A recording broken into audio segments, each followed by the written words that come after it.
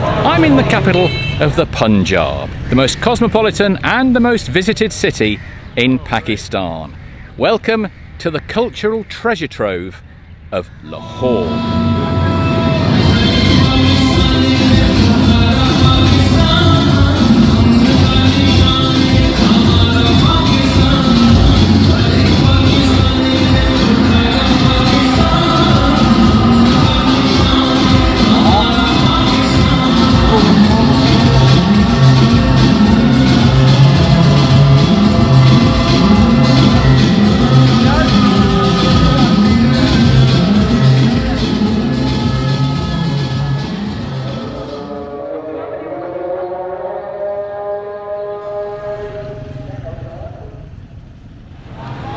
Of the 12 original gates to the walled city, only 6 remain, and this has to be the most famous, the Delhi Gate. Now, back in the day, the gates were closed every night. That ended under British rule. In fact, the British originally destroyed this gate, but then the British Raj, thankfully, also helped to rebuild it. The famous walled city of Lahore dates back 1,000 years, and it's probably one of the largest labyrinths in the world. So to make sure I don't get completely lost, I have my guides, Kassa and Kareem.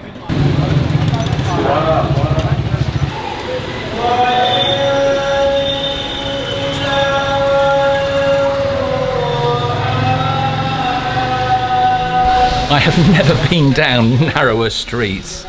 That's one front door, and that's another. This is the narrowest street in Pakistan, and it's called Elbow Street because if you put your elbows out, you'll hit them.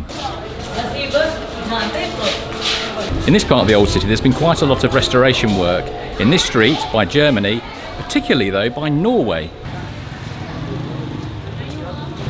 This is the Chittar Gate, or the White Gate as it was known during British times. It's not been white for quite some time, but there are plans to restore it.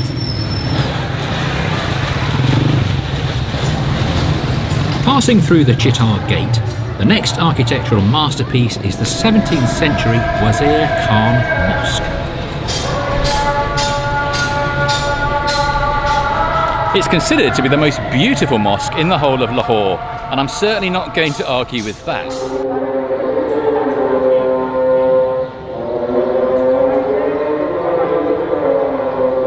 Wazir Khan was appointed by the Mughal Emperor Shah Jahan, and he built the mosque around the tomb of a 14th century Sufi saint. It is famed for its exquisite frescoes.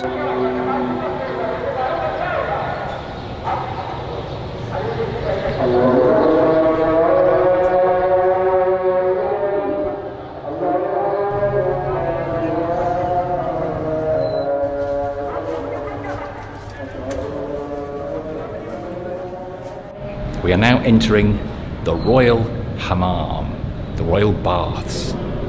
These Italian-style frescoes were painted in 1634 and were apparently the first in the whole of the subcontinent. The Hammam has been painstakingly restored and only reopened a few years ago, and again, mainly Norwegian money, so thank you, Norway. There's a really efficient underfloor heating system here, just to ensure that as you lie out here for your massage, you are very, very comfortable indeed. They really knew what they were doing when they made this. Here we have a cold water cascade. People would pay very good money, even now, to experience that. The historian William Dalrymple said this was the best architectural restoration project he had seen in South Asia. And he knows what he's talking about.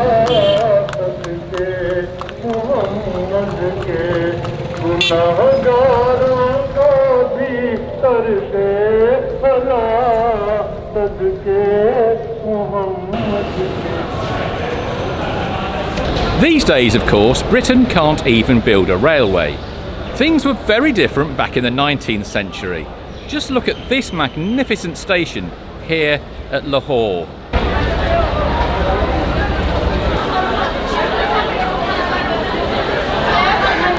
Now, I love travelling by train, but maybe not today, and maybe not that one. This train is setting off on the 5-hour journey to Faisalabad.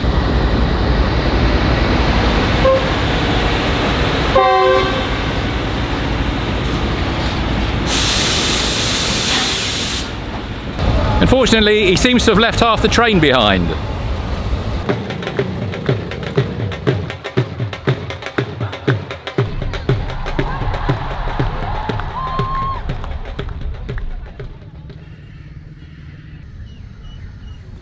Now for some spiritual peace at a mosque that was, for a time, the largest in the world.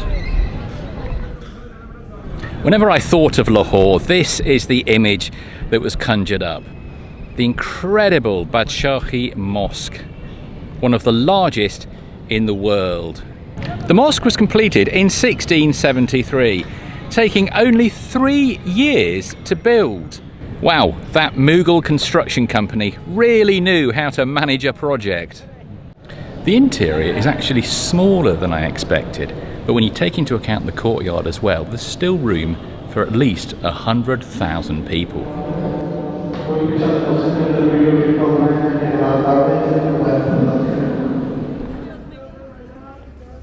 Facing the mosque is the vast expanse of the Lahore Fort and its many layers of history, pre-Muslim, pre-Mughal, Mughal, Sikh and British. UNESCO draws particular attention to the incredible mosaics housed in the fort.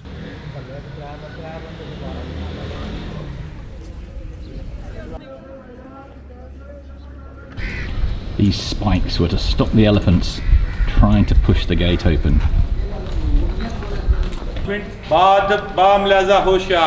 Royal families came inside of the fort. 111 maidservants standing there, threw showers, flowers, rose petals over troops of the Mughal. Mughal was glorious life. It would have been an incredible scene, wouldn't it? Yeah. And elephant climb up. Elephant like of Land Cruiser at that time. Dating to 1633, this garden was strictly ladies only. Here we are in the Hamam, the royal baths. I wish there was some cool water in there right now, I tell you. This painting Raja Ranjit Singh, 1799 till 1839, 40 years ruled on the Punjab. And Rani Jinda, she was the youngest wife of Ranjit Singh. And one step up, just for respect, because friend side Raja Ranjit Singh. Sit there. Ranjit Singh said 4 things are necessary for king: woman, wine, war and horse. And she giving him wine. And from that balcony, the emperor would, well, occasionally listen to his subjects. When the Sikhs sacked the fort, they made sure to take every single inlaid gem. Leaving the best till last, we're now visiting the Pearl Mosque, dating from 1645 and reputed to be very, very haunted.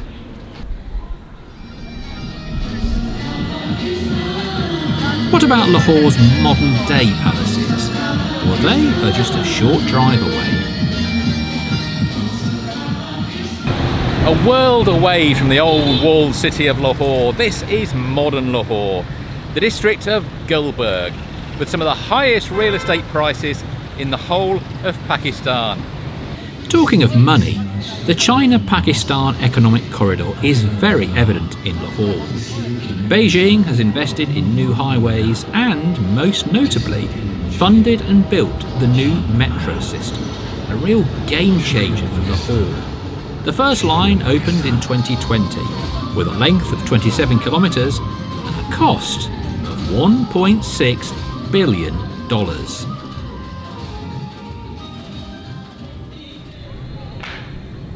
Time for some tranquility in Shah Jahan's Shalimar Gardens, a UNESCO World Heritage Site. It was designed as a Persian paradise garden and was created when the Mughal Empire was at its artistic peak. Shalimar means full moonlight. There are a total of 410 fountains in the Shalimar Gardens, but unfortunately, as I don't have VIP status, none of them are working today. Still, beautiful nonetheless. That is the very particular echo that you get from red sandstone from Jaipur. The extent of the garden today is vast, around 40 acres. But when first built, it covered an area of 120 acres. All of that has since been lost to the encroaching city. After independence in 1947, many Muslim migrants from India settled in Lahore.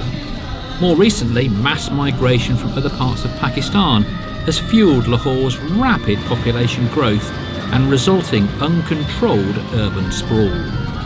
Around 14 million people now inhabit the metro area, a figure that grows by the day. Taking the Grand Trunk Road east out of Lahore, the border with India is only 30 kilometres away. Before partition, you could drive the 55 kilometres from Lahore to Amritsar without stopping.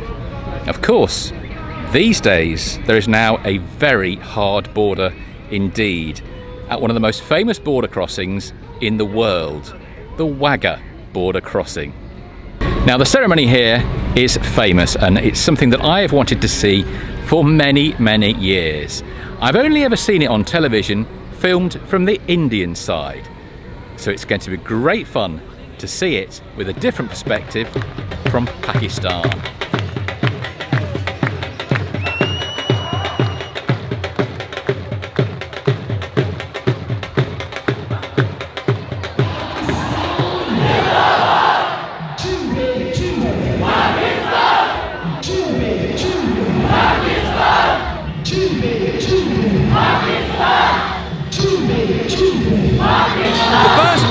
Is over the music.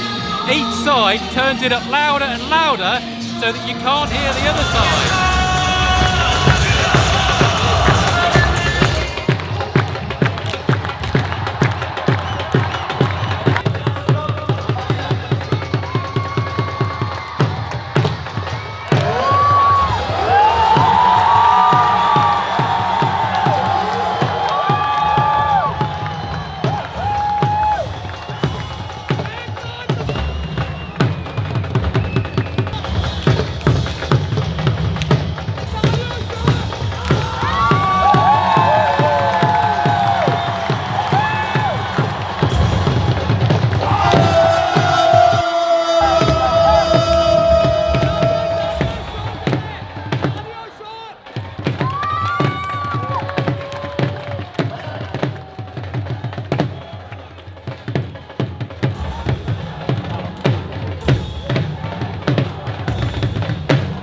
Without any doubt, that is the most spectacular border closing, flag lowering ceremony you'll find anywhere in the world. It's part pop concert, football match, political posturing and theatre. And it's even more curious to think that although the two factions here apparently get on very well and they practice, not too far north from here in Kashmir, the situation between the two countries is very different indeed. But still, it's great to see that here on the Wagah Border Crossing, both sides can really enjoy the rivalry.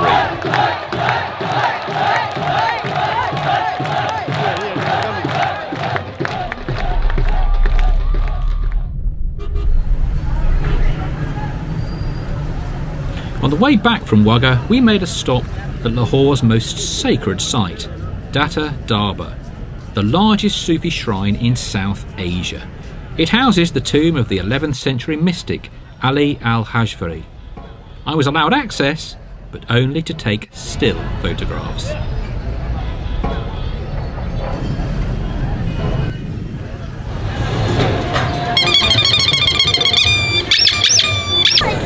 This is Food Street in Lahore, the #1 dining destination. It's a street that used to be famous for something very different. Let's just say, well, dancing girls. But then an entrepreneur opened a restaurant given the incredible views it has over the fort and the mosque, and the rest is history. Restaurants everywhere now. Probably one of the best is where we're going, Haveli. Welcome to Haveli Restaurant. आप please आएँ और देखें, enjoy करें. पुरानी antiques building है, आज से तकरीबन 300 साल पुरानी बिल्डिंग है, एंटीक्स में है, आप देखने वाली है. ऊपर से मुकम्मल व्यू बादशाह मस्जिद और शाही किले का है. आज देखें, एंजॉय करें. It's an absolutely fabulous renovation of a 300-year-old building. Really beautiful. We're just waiting for a table on the roof terrace. This is going to be incredible. I hope the food is as good as the ambience. Eating barbecue paneer tikka high over the rooftops of the walled city of Lahore. I can think of no better way to finish this short stay in this marvellous city.